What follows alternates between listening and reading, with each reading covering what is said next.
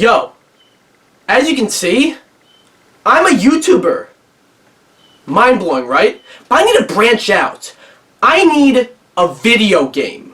My own video game. The problem is, I don't know how to make a video game. I have no experience in that. So, I need someone else to make me DPX Solo the video game. But it kind of should be me, you know, but I just don't know how to do it. I got the right compromise.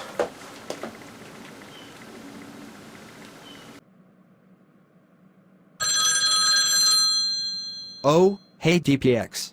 Me. Yo, me, but animated. I need you to make me DPX Solo the video game. DPX. I've literally never made a game before in my life. Too bad. In the meantime, YouTube, the platform you are watching this video on right now. Unless, I don't know, this video makes its way onto like the Pirate Bay? Sure, this website might be a lot more regulated and corporatized as of late, if that's even a word. I don't know if that's a word, but I don't care. But when it started, it was a platform where anyone could become famous. And many people did. PewDiePie, Mr. Beast, Markiplier, Jacksepticeye, me! All these YouTubers are probably some of the first people you think of when you think of YouTube. But some YouTubers get so big, they end up doing other ventures. Most famously, Logan Paul and KSI got Prime. Pokemon's got her overpriced cookies. Mr. Beast has Feastables and Mr. Beast Burger, which we don't talk about that. And sometime down the line, I promise you, in addition to DPX Solo the video game, I will have my very own sporks. Just you wait. I'm about to change the spork industry forever. But because gaming is such a big genre of videos on YouTube, the two mediums have often crossed over. Sure, we've gotten Mr. Beast and Ninja and Fortnite and stuff like that, and other YouTubers putting out their own games. Most notably, Donkey recently put out Animal Well. But then you got other YouTubers who have their own games, and they are the star of the show. Star of the game. Think games like PewDiePie's Tuber Simulator. Man, look at Pewds and his two dogs. They just look so excited. Hey, how's it going, bros? My name is PewDiePie. Welcome to PewDiePie's Tuber Simulator. Let's make a video. First, you need a camera. Really? Here's the affordable section. It shows you the stuff that's available for the views you gained so far. You assume my financial situation? It should be called stuff for cheap people, really. Oh, and you're doubling down. Don't fucking talk to me, Felix. That's right, I'm calling you by your real name. Anyway, here, take this camera. I don't mind paying for you this time, bro. Got all this tuber money, you know? You know what? It's all water under the bridge. You did just flex on me, though. But it's alright. Let bygones be bygones. You can pretty much put it anywhere you could in real life. Anywhere. Okay. That should be good. Really? There?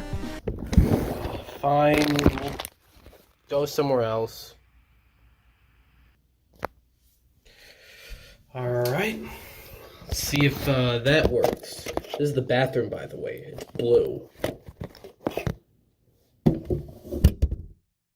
So now I get to make a video. How it works is I got 3 options, and those options are top 10 songs for TV dinners, kerning for dummies, I don't know what's with the spacing in between the letters, and best funeral pranks.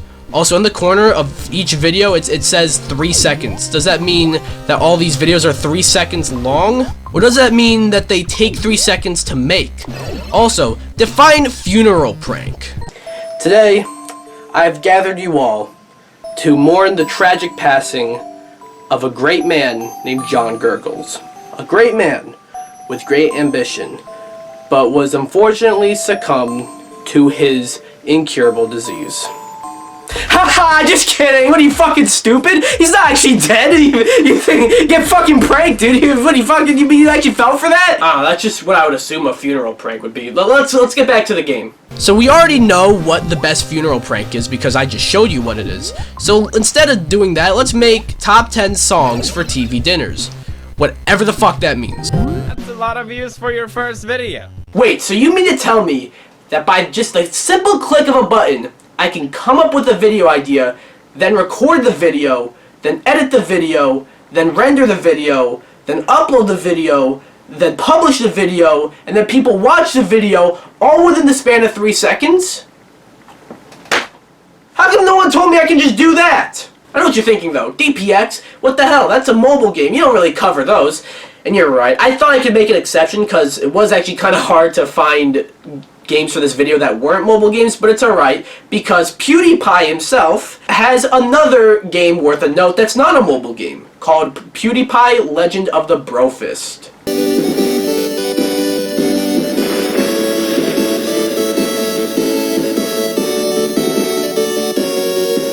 That's pretty neat, actually. I'm not gonna lie.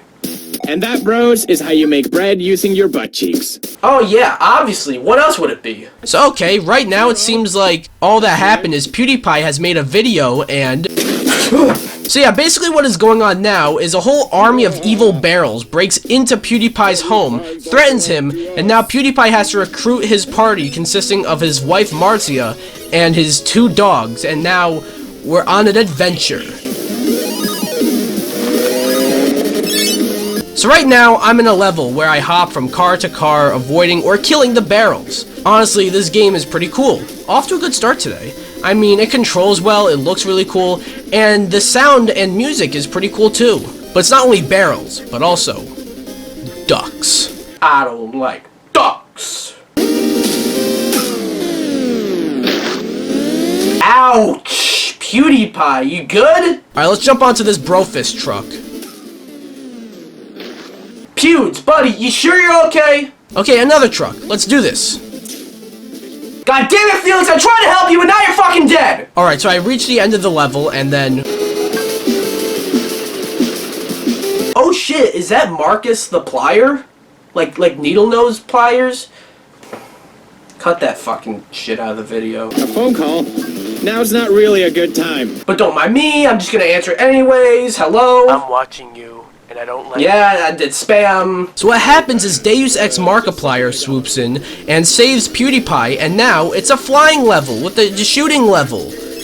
Pretty cool, actually. PewDiePie Legend of the Brofist is actually a pretty neat game, but we're gonna move on. Alright, let's change it up a bit. We just played 2 PewDiePie games. PewDiePie, at least for a while, was the biggest creator on the platform.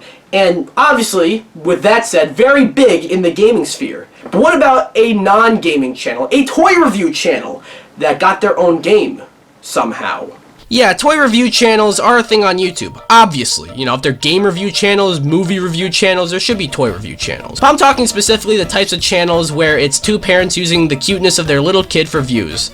That might be a bit overboard, but segue to Ryan's Toy Reviews. A channel that I don't watch because I am above the age of a fetus, but this channel is so big that shovelware and game mill-like publisher Outright Games actually published a game based off of the Ryan's Toy Review YouTube channel called Race with Ryan. And it's a racing game where you race with Ryan from Ryan's Toy Reviews. Oh look, it's Ryan! Hi, Ryan! Why, hello there, DPX. No, Ryan, not you! Get the fuck out of here! The game starts with a little intro showing a whole bunch of clips from, well, I would assume the Ryan's Toy Reviews YouTube channel. I don't know, like I said, I don't fucking watch the content. But it's intercut with animated clips of these characters. Welcome to Race with Ryan! Look, I'm not gonna make fun of this kid because that's like low-hanging fruit. But to the parents, you couldn't have told him to move away a little bit from the mic? By the way, wanna know the biggest sign that you are playing a game meant for babies? Play alone! Play with more people. Check out these extras.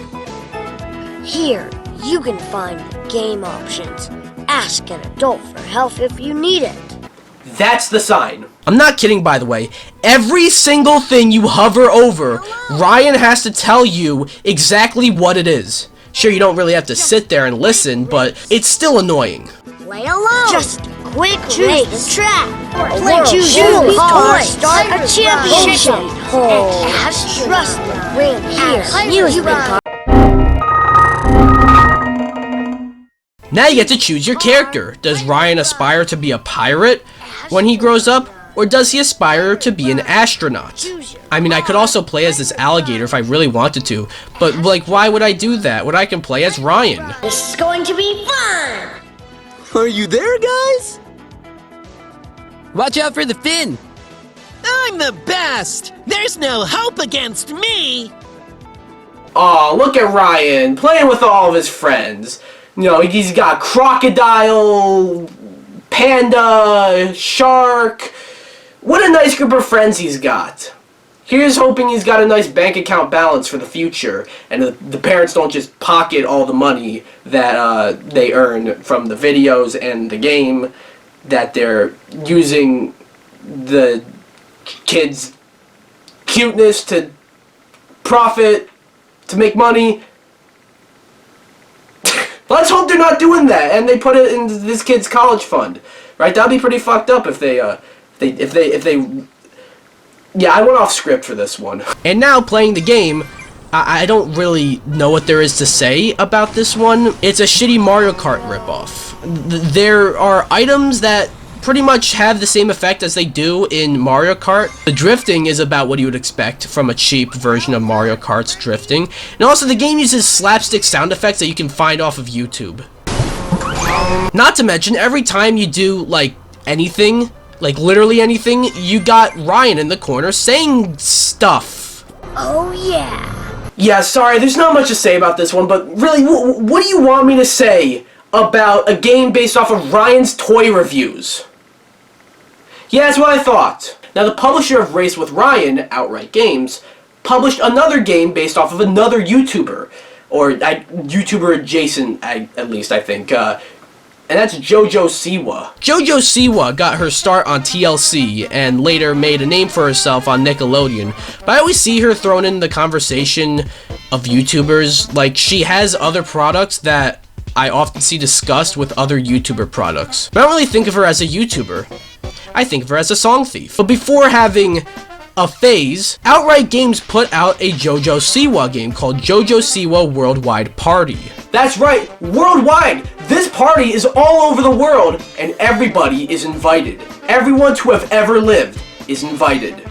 At everyone, you are all invited. And sent. Okay. Let's see if they show up, but let's play the game now. Go for it! I'm at the title screen. And this is how the game looks? I know it's a kid's game, but like, come on. Even Race with Ryan, which is a bad game, don't get me wrong, it looks more serviceable than this. Imagine you're like a little girl wanting to play the JoJo Siwa game, and JoJo Siwa looks like this, and you never want to touch video games again. I wouldn't blame you. Hey everyone, it's JoJo Siwa. Please don't talk to me. We're throwing a worldwide party. And you know the best part? You're invited. But first, we've got to invite everyone else. Well, the game is called Worldwide Party, so when you say everyone else, I would assume you mean literally everyone else in the entire world. Right? You better not be lying to me, JoJo. And unfortunately, something went wrong with the audio during the recording, as it sounds like this. Ready. I'm so excited. You're gonna love our first stop. So I'll have to put background music over it instead. So now I talk to this star. Did somebody order a Super Mario Galaxy? Because, I mean, that's fucking Luma. Also, I just want to point out that it says, OM gosh. Funny? How to play. Follow the rhythm and feel the beat as JoJo moves across the screen. Oh, so this is a rhythm game. You know, for some reason I wasn't really expecting that, but, you know, I should have been.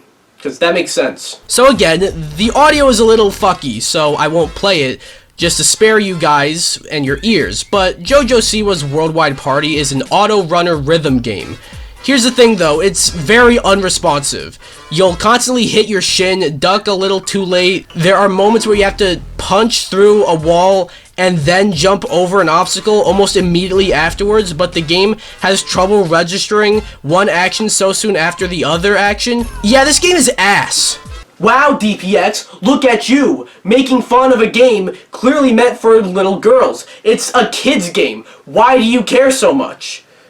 Well, kids deserve better than this. It does get some brownie points, though, because I mentioned that you can punch through walls, and yeah, you can by doing a little stanky leg.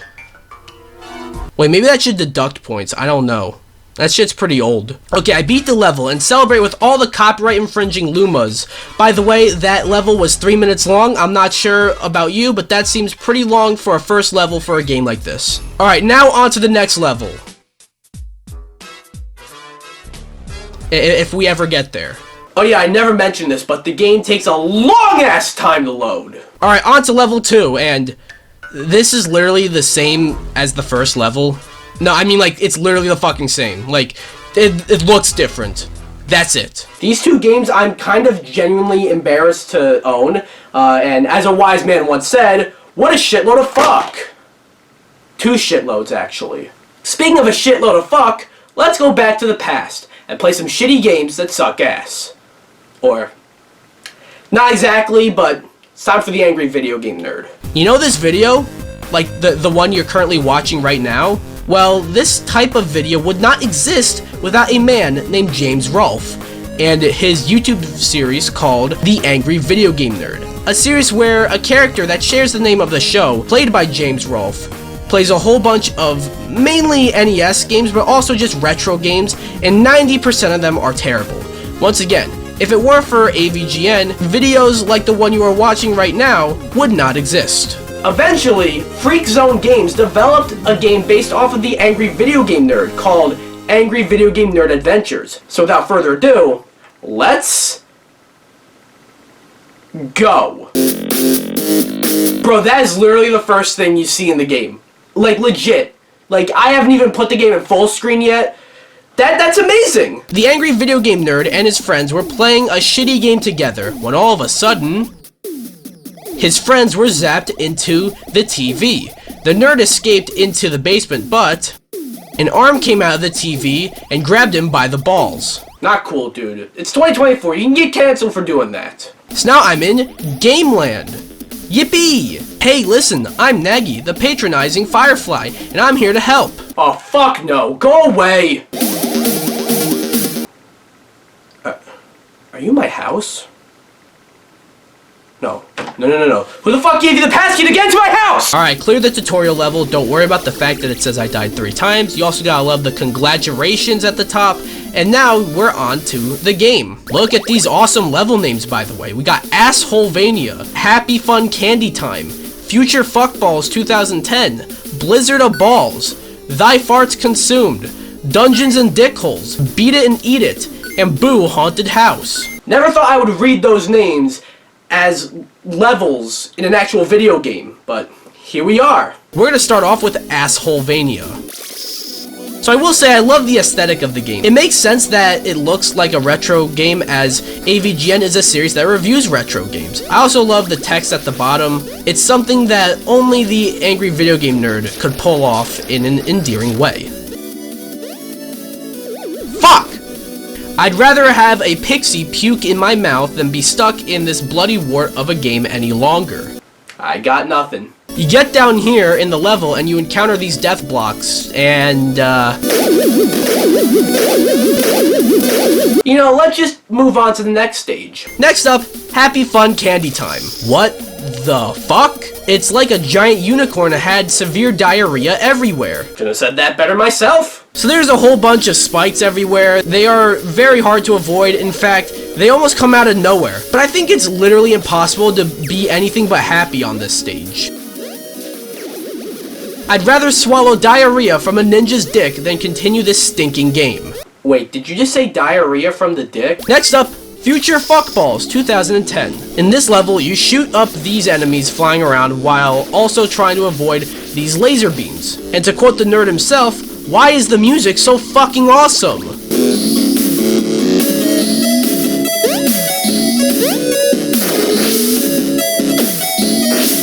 Next up, Blizzard of Balls. Immediately, once you start the level, you get this thing shooting at you and these birds literally shitting on you. Also, these stars look a little, you know, Somebody order a Mario? Other than that, it's a nice level. Next up, thy farts consumed. Immediately, you run into this asshole shooting at you, and yeah, you can't kill him. I tried. In case you couldn't tell, all these levels have so many enemies coming at you at once, along with all this other shit trying to kill you. Not to mention, in this level, you run into these Kako demons from Doom, except they are not Kako demons, they are Kaka demons. By the way, I didn't make that up. We have the hell level, thy farts consumed, where you fight Kaka demons. There. Proof. Now we got Dungeons and Dickholes. This level looks nothing like a Dungeons and Dragons inspired level. Maybe the birds shitting on me have something to do with it? I don't know, I never played D&D. Maybe if we go down here it'll be like D&D. Okay, let's get out of there! Next up, Beat It and Eat It. And yes, means exactly what it sounds like. I'm a little afraid to show this on YouTube, to be honest. Yeah, you can call me a little pansy bitch, but I don't know. I mean, it is pixelated, but you never know with YouTube. I mean, there's literally a part of this level where you bounce on a pair of tits. That's what we're working with here. Lastly, Boo! Haunted House. The one level this game was missing was the one where you can't see shit! And those were all the levels in Angry Video Game Nerd Adventures. A hard game for sure, but an endearing one. But they made a sequel. Angry Video Game Nerd Adventures 2, Assimilation. I'm not kidding, that's actually what it's called. You gotta love this shit.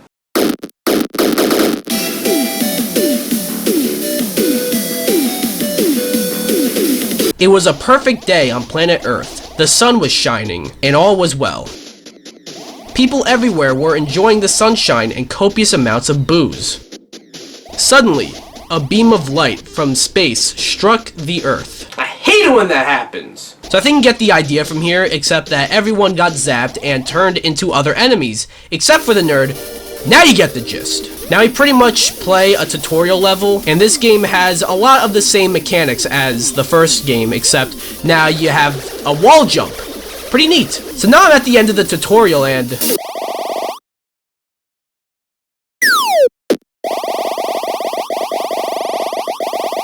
holy shit! Is that Doug Walker? So yeah, that's a nice little surprise. Nostalgia Critic made an appearance. You fight him and dispose of him pretty easily though, but still pretty neat, and I wouldn't be surprised if he's like the final boss of this game. So one major difference between the first game and this game is that the first game kind of worked like Mega Man, where you just select any stage and once you clear them, you get the big final stage. This is an overworld where there are 5 major worlds, and then there are levels within those worlds that you can unlock the more you play, making AVGN 2 Assimilation a bigger game. So we got this first area called Nerd Gaiden, with the first level being Hong Dong 97. And yes, that is a reference to Hong Kong 97, a game I am hoping to never have to play ever. Once again, the game looks really cool and the music goes really hard. But just like the first game, this game is pretty difficult. It has all the same intentional bullshit as the first game does. Next world is Board James, based off of James Rolfe's other series of the same name. We'll play the level Hippo Hell. The moment has come. My life has changed, where I have officially collected an actual F-bomb. So this level, in case you couldn't tell, is based around a bunch of board games. And even the hungry hippos appear. Now I'm riding on this helicopter. Fuck yeah! Good to see some things haven't changed. Next up, we got Monster Madness, with the first level being Ghouls and Garbage. This one kind of reminds me of the Haunted House level from the first game, except I can see a bit more while still being darker, somehow, and also in black and white. How was I supposed to know that Jason Voorhees with a fucking chainsaw was gonna show up? Actually, for legal reasons, I don't think that's Jason. Oh yeah, and don't worry, this also becomes an underwater level. 'Cause why not? Next up, Browntown. First level is Dookie Dookie Panic. This one takes place in what I could only assume is a sewer. I also forgot to mention that you collect power-ups that add improvements to your gun, kind of like in Contra. Pretty neat. And did I mention that this also becomes a water level? Because it does! Not much else to say here though. Last world, we got Area 52, The level is Shitty Security Breach. This one is kind of a combination of Future Fuckballs 2010 from the first game and Gravity Man stage from Mega Man 5. As you hop on these buttons and it reverses gravity, so now you're upside down. These laser beams are back. But unfortunately, the nerd saying absurd shit after dying, that in and of itself has died. And I think that does it. Again, solid game. Nice homage to retro games and, honestly, shitty ones too. But it's time. I got one more game to show you. And it's my game! Yo! Time's up. Give me the game. But DPX. I don't care. Give me the game. Alright. Just sent it. You should be able to download it from there. Alright, it's downloading right now. Critical alert from Microsoft. Your computer has alerted us. You gave me a fucking virus? Whatever. I don't have time for this. I'm just gonna boot up the game.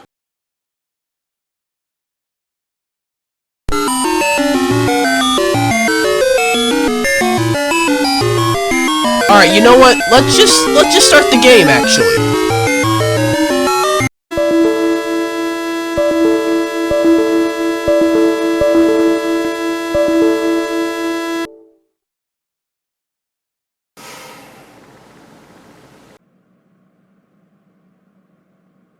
You're fired.